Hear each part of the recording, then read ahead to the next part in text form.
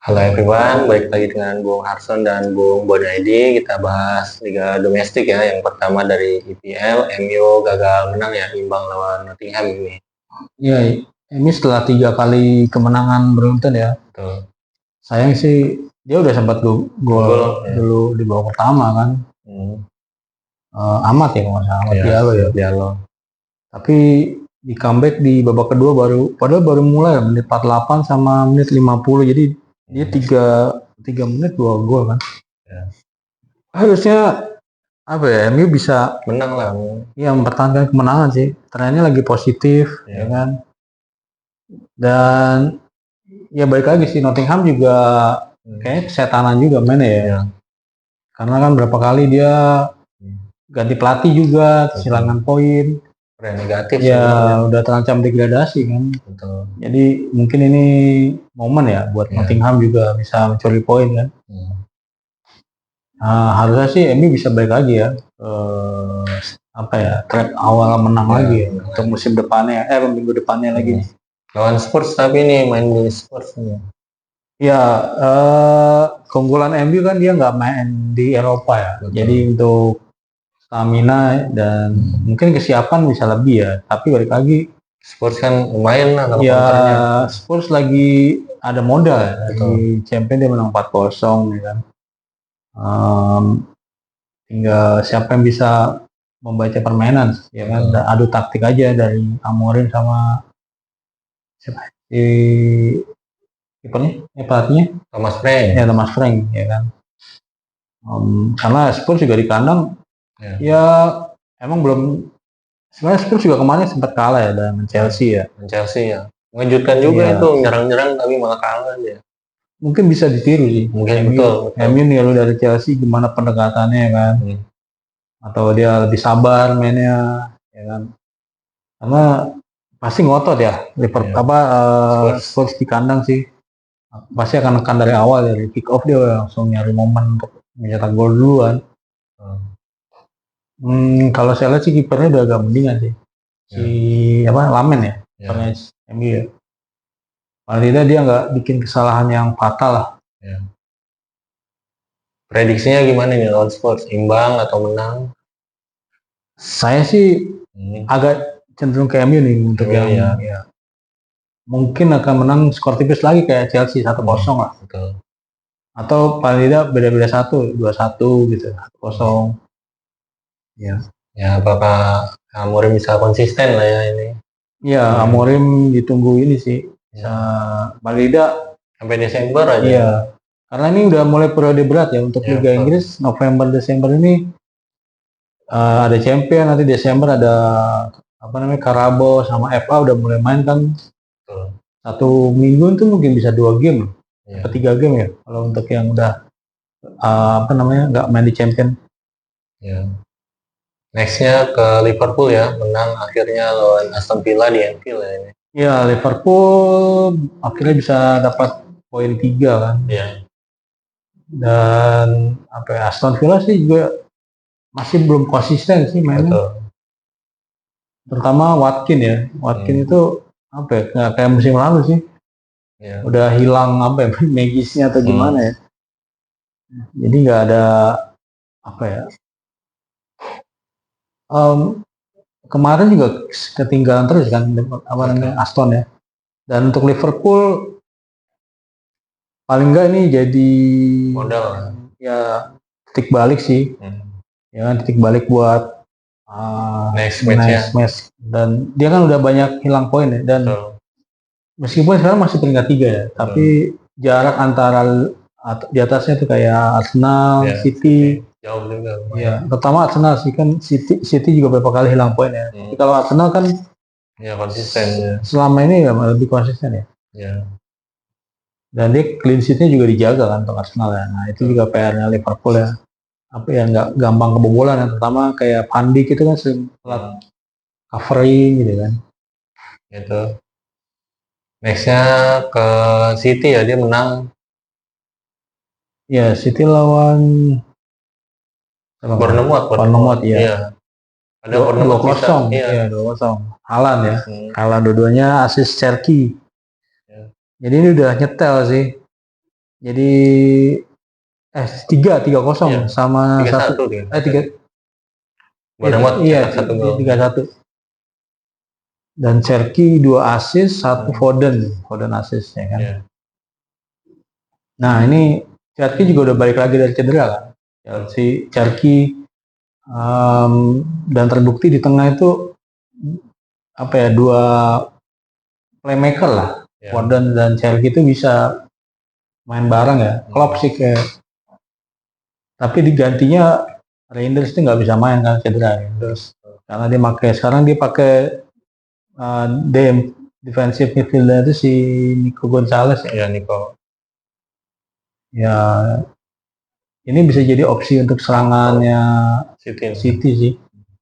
Paling tidak tanpa Haaland pun mereka bisa ada opsi lah. Betul. Karena kalau Haaland kayak minggu sebelumnya kan yang kalah, Haaland kan sempet nggak dapat ruang tembak kan. Ya itu aja, ditunggu untuk konsistennya ya. Terus Arsenal konsisten ya, dia menang lawan Burnley 2-0 ya.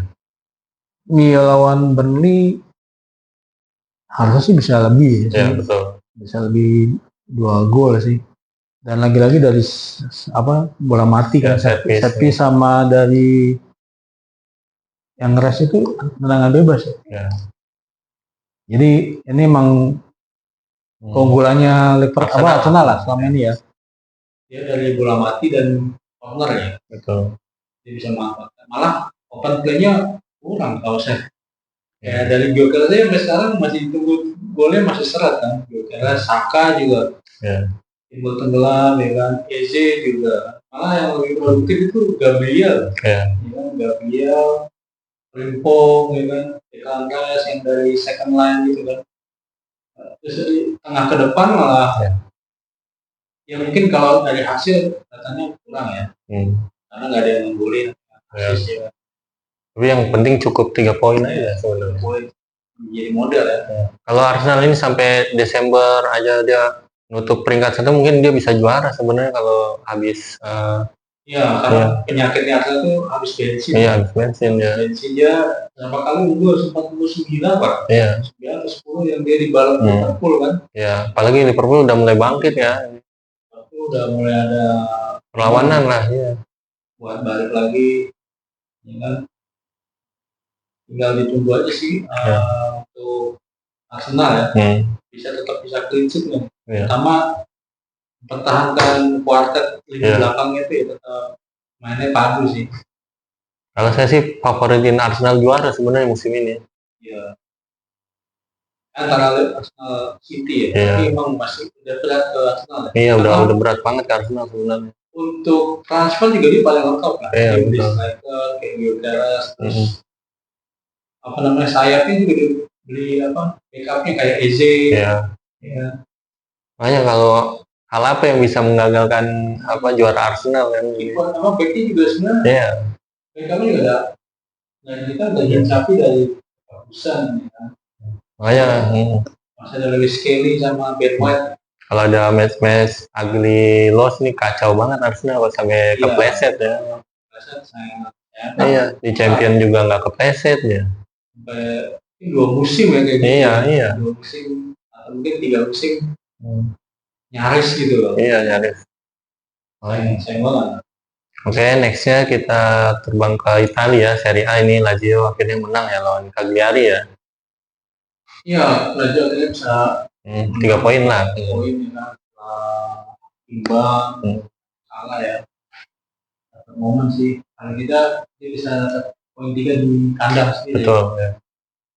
Nah selama ini banyak pemain yang cedera, terus karena nggak bisa beli pemain juga manfaatin yang ada juga ya. Mungkin susah juga untuk Maurizio Sarri itu nyari informasi yang ideal. Terus ada konsistensi aja. Nextnya Juve ya, ganti pelatih Spalletti, menang lawan Cremonese ya. Juve bisa balik lagi ke tren ya. Paling tidak Spalletti ini udah ngasih hasil sih untuk pertandingan pertama ya. Karena Spalletti dia belum pernah di Juve ya sebelumnya. Iya. Dan Napoli. Napoli mau. Tapi udah malah melintang di Italia lah. Dan Juventus ini udah jadi sih. Betul ya. Dia nggak banyak beli pemain juga. Cuma back ya, apa kiper sih. Terus harusnya sih nggak kayak Inter lah, dia pergantian pelatih, tapi kan pemainnya kan hampir 90% dari tim yang musim lalu ya. Ganti Simone Inzaghi juga nggak terlalu banyak. Smooth lah ya. Main smooth lah. Meskipun ada beberapa kali kalah, tapi di awal-awal juga tapi wajar ya. Nggak terlalu jauh sih. Karena sekarang 1-4 itu poinnya cuma beda-beda 1. Ya. Artinya kan ketat ya. Ya. Cuman dia di Champions League tadi imbang ya lawan Sporting, belum bisa menang. Iya. UCL menang sih. Tinggal nanti bisa nggak dia balik lagi buat menang. Nextnya Milan ya menang lawan Roma ya. 1-0. 1-0 plus ini ya di Italia ya. Tim besarnya Italia lah ini. Milan tuh bisa naik ke peringkat 2 sekarang. Ya. Terus di akhir laga Dybala miss penalti lah. Sayang banget itu. Penalti ya. Mungkin kalau masuk ya. Iya. Nah sekali ini juga lumayan nggak ngasih impact ke Roma. Iya. Besar ya. Iya. Terus nextnya Sassuolo kalah lawan Genoa ya. Ya, Sassuolo ini lawan 2 tim yang kuda hitam ya sebenarnya. Betul ya. Jadi pertandingan ketat ya.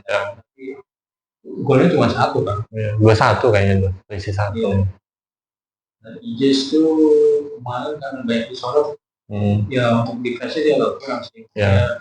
Bisa kalah. Tapi ya mereka lagi kan nggak bisa setiap week itu main bagus terus ya. Bagus memang ada kalah. Ya paling tidak balik lagi ke target awalnya 10 itu bertahan. Ya. Tapi kemungkinan bisa bertahan nggak ini menurut Bung Bonaidi ini? Kalau bisa. Mungkin bisa ya. Kalau saya prediksi dia peringkat 17 saja, nggak lolos. Iya. Minimal kan 17 ya. Terus ya itu aja ya Serie A. Nextnya Bayern Munchen menang 3-0 lawan Leverkusen kan ya ini. Leverkusennya juga turun, Bayern Munchennya juga konsisten, ya udah itu aja. Ya Leverkusen jelas jomplang sih dibanding musim lalu, penggantinya juga pelatihnya juga bagus ya kan. Sama Thailandnya juga banyak yang keluar dan penggantinya jauh sih dibandingin yang musim lalu kayak Wilson yang ganti. Ya mungkin ini musimnya Munchen ya, apalagi kalau misal UCL dia menang kan. Kalau di Jerman udah pasti lah ya. Mungkin kalau ada hal-hal luar ini lah. Tapi itu jarang sih. Kalau di Spanyol ya udah tinggal Barca sama Madrid aja ya. Yang sebenarnya masih main. Ya untuk Atletico berapa kali dicoba tapi ya gitu dia, angin-anginan lah. Kadang bisa main bagus, dia kalah sama tim-tim yang kayak LC, Girona. Ya, itu sih. Ya. Oke, itu aja. Thanks for watching.